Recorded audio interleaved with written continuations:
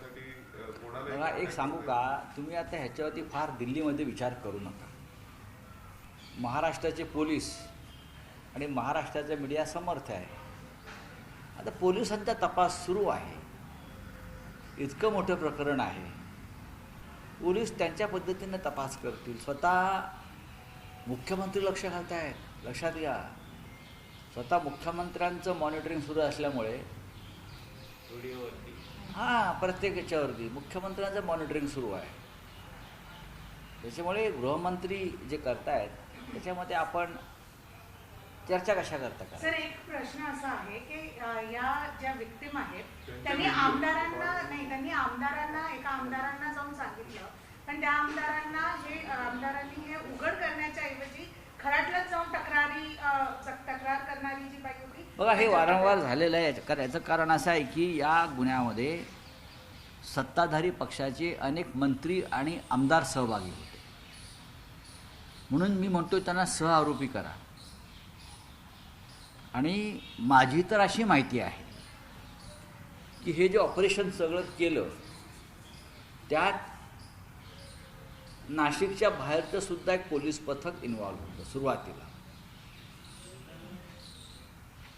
नाशिकच्या बाहेरचं एक पोलीस पथक त्याच्यामध्ये काम करत होतं आणि ते अत्यंत गुप्ततेनेही कारवाई झाली. हे फक्त मुख्यमंत्री त्याच्यामध्ये मॉनिटरिंग करत होते, बाकी कोणी नाही. आणि नाशिकचे पोलीस आयुक्त.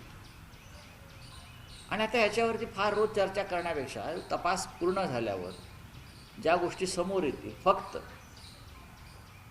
यात सहभागी असलेले आमदार, राजकीय कार्यकर्ते, खासदार, मंत्री, अधिकारी यांची नावं समोर आली पाहिजेत. हीच आमची भूमिका आहे. कोण आहेत? यापुढे भविष्यामध्ये अशा भोंदूगिरीला राज्याच्या सरकारमधून आणि प्रशासनातून पाठबळ मिळणार नाही, यासाठी नाव समोर आले पाहिजे. मुख्यमंत्री यांची संवेदनशील कार्यपद्धतीने कुठे ना कुठे सक्सेसफुल झालं आणि उघड आलं आहे का? बघा, मी मुख्यमंत्र्यांचं अभिनंदन पहिल्या दिवशीच केलेलं आहे.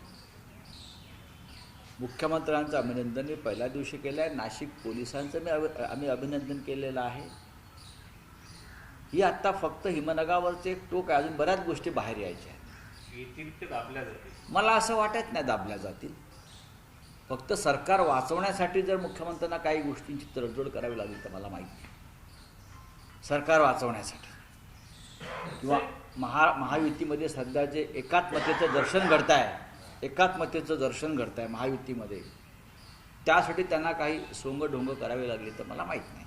सर, साताऱ्याचं प्रकरण यशवंतराव चव्हाणांचा जिल्हा म्हणून पाहिलं गेलं. राज्याचे पहिले मुख्यमंत्री म्हणून साताऱ्यात जे काय घडले त्याचे पडसाद विधिमंडळात उमटताना पाहिले. बघा, विधिमंडळामध्ये पडसाद उमटून काही होत नाही.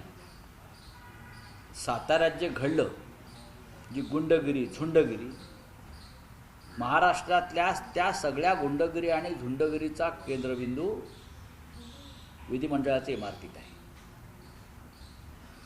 गेल्या 4 वर्षामध्ये महाराष्ट्रामध्ये जेव्हा जेव्हा लोकशाहीचा खून झाला आणि पोलिसांनी झुंडशाही केली, त्या सगळ्याचा केंद्रबिंदू हा विधिमंडळाच्याच इमारतीत आहे. त्याच्यामुळे छाती आपटून पडून हे काय करणार? मुळात जे लोकशाहीचा खून झाला असं म्हणतात त्यांचेच हात लोकशाहीच्या खुनानं रंगलेले आहेत. मला आश्चर्य वाटतं की विधिमंडळाच्या पायऱ्यावर काल काही मंत्री, आमदार एका गटाचे, 1-2 गटाचे होते आणि लोकशाहीचा खून झाला. त्याच्यामधले काही मंत्र्यांना मी पाहिलं की ते जेव्हा पक्ष सोडून गेले शिवसेना, तेव्हा ते हे वाघाचे कातडे पांघरलेले वाघ गर्जना करत होते. स्वाभिमानासाठी, हिंदुत्वासाठी आम्ही कसं पक्ष सोडला. आणि काल त्यांची विधिमंडळाच्या पायऱ्यांवर या वाघांची, म्हणजे कातडे पांघरलेल्या वाघांची अक्षरशः मांजरं आणि बोके झाले होते. सरकारमधल्या मंत्र्यांची अवस्था का? तुम्हाला भारतीय जनता पक्षाच्या मंत्र्यांनी सातारच्या रस्त्यावर बेदम चोपलाय. कुठे गेला तुमच्यातला शिवसैनिक? कुठे गेला तुमच्यातला तो बाळासाहेबांनी घडवला मर्द मावळा? मार खाल्लात तुम्ही, तुमच्याच सहकारी मंत्र्यांकडून मार खाल्लात आणि तुम्ही विधिमंडळाच्या पायऱ्यांवरती छाती पिटताय हां म्याव म्याव करताय बघा. शेवटी जे कर्म तुम्ही केलं त्या कर्माचं एक फळ आहे. मुख्यमंत्र्यांनी स्पष्टपणे सांगितलेलं आहे साताऱ्यासारखे प्रकार एकनाथ शिंदेसोबत काल त्यांची रात्री बैठक झाली त्यात त्यांनी सांगितलं साताऱ्यासारखे प्रकार खपवून घेतले जाणार नाही. आम्ही मोठे भाऊ आहोत, मोठ्या भावाची भूमिका संयमाची आहे असं त्यांनी बैल म्हटलं. गेला आणि झोपाळा गेला. एक लक्षात घ्या, देवेंद्र फडणवीस किंवा गृहमंत्र्यांच्या मदतीशिवाय साताऱ्यातली झुंडशाही होऊ शकत नाही. ज्या पद्धतीनं पोलिसांनी एका तिकडल्या पालकमंत्र्याला चोप दिला, तोच म्हणतो मी रक्तबंबाळ झालो, माझा हात मोडला, माझा पाय मोडला. सातारा ही महाराष्ट्राच्या स्वातंत्र्य लढ्यातली महत्त्वाची भूमी आहे.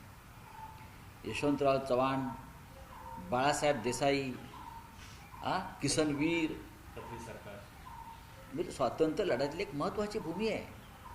आणि त्याच्यामध्ये तिथे गदी माडगुळकरांसारखे कवी जन्माला आले. तिथे कविता निर्माण झाल्या, साहित्य निर्माण झालं. एक सिनेमा आला होता अशी साताऱ्याची तरा. आता साताऱ्यात जे घडलं आहे, जी साताऱ्याची तरा ती संपूर्ण महाराष्ट्राची तरा झालेली दिसते. याच प्रकरणामध्ये नीलम गोरेंवरती नाही, पण मुख्यमंत्र्यांनी जे विधान केलेलं आहे एक प्रकारे इशारा आहे असं म्हणायचं एकनाथ शिंदेना किंवा थेटपणे मेसेज आहे असा अर्थ घ्यायचा याचा आपण. मला असं वाटतं की या सरकारमधले जे मित्रपक्ष आहेत ते फार काळ एकत्र राहणार नाहीत. त्यांना रोज मार खावा लागेल रस्त्यावर. हा पोलिसांचा मार त्यांना रोज खावा लागेल. ही दिसतं आहे, ही सुरुवात आहे. सत्तेच्या बळावर आम्ही हवं ते करू शकतो. सत्तेच्या बळावर जर ते शिवसेना फोडू शकले पैसा आणि सत्तेच्या बळावर, तर जे फुटल्या त्यांनाही फोडू शकतो आणि रस्त्यावर फोडू शकतो. हे स्पष्ट दिसलं आहे भाजपच्या कृतीमध्ये. आपण नीलम गोरे यांचा जो उल्लेख केला, विधानसभेचे सभापतींचे रुलिंग दोन्ही ठिकाणी होते. गृहमंत्र्यांचे अधिकार मोठे, मुख्यमंत्र्यांचे अधिकार मोठे की सभापतींचे अधिकार मोठे? कोणाचेही अधिकार काय आहेत मला माहीत नाही, पण या क्षणी पोलिसांच्या बाबतीमध्ये देवेंद्र फडणवीस यांचेच अधिकार मोठे आहेत. सातारच्या पोलीस अधीक्षकांनी तुषार दोशी बरोबर, जालन्यात सुद्धा ते होते लाठीमाराच्या वेळेला, मनोज जरांगे पाटील जालन्यात ते होते. त्यानंतर साताऱ्यामध्ये जो ड्रगचा साठा शिंद्यांच्या भावाच्या जागेत सापडला, ड्रगचा साठा मॅन्ड्रेकचा, तेव्हा त्यांना वाचवण्यात पण हेच तुषार दोशी होते. आणि आता कालच्या झुंडशाहीत सुद्धा हेच तुषार दोशी होते. ज्या तुषार दोशीने तुम्हाला 2 वेळा मदत केली बेकायदेशीरपणे, त्याच तुषार दोशीच्या निलंबनाच्या कारवाईसाठी तुम्ही काल आग्रह धरला आणि उपसभापतींनी आदेश दिले निलंबनाचे. त्यांना तो अधिकार आहे का? हा जो प्रश्न काल उपस्थित झाला तो योग्य आहे. त्यांच्या विरोधात अविश्वास प्रस्ताव आणताय, त्यांच्या विरोधात अविश्वास प्रस्तावाने चर्चा सुरू झालेली आहे नीलम गोरेंच्या विरोधामध्ये. जे काय विधिमंडळाच्या कायद्यानं ज्या गोष्टी व्हायच्या त्या व्हायला पाहिजे. तुम्ही चेअरवर बसून मनमानी पद्धतीने निर्णय देऊ शकत नाही. जसं राहुल नार्वेकर यांनी विधानसभा अध्यक्ष म्हणून पक्षफुटी संदर्भात शिवसेनेचा जो अत्यंत घातकी निर्णय दिला लोकशाहीच्या दृष्टीनं, त्याच पद्धतीनं विधान परिषदेच्या चेअरवरून कुणी असे निर्णय देत असतील तर आवाज उठवायलाच पाहिजे. सर, बारामतीच्या अजित पवारांच्या रिक्त जागांवर काँग्रेस लढण्याच्या क्या तयारीत हिंदी क्या है? हिंदी क्या है?